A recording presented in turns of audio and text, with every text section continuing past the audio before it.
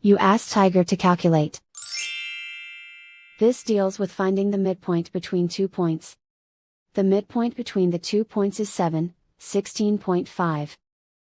Let's solve it step by step. Plot the 2 points and calculate the midpoint using the formula. The coordinates of point 1 are, x1 equals 72, y1 equals 22. The coordinates of point 2 are, x2 equals negative 58, y2 equals 11. PM represents the midpoint of the 2 points.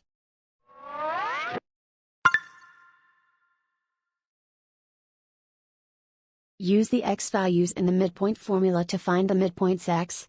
x1 equals 72. x2 equals negative 58.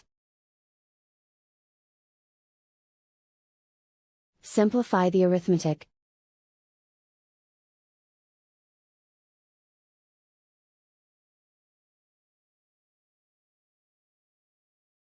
Use the y values in the midpoint formula to find the midpoints y.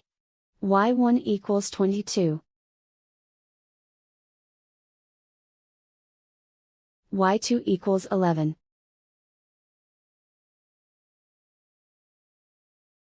Simplify the arithmetic.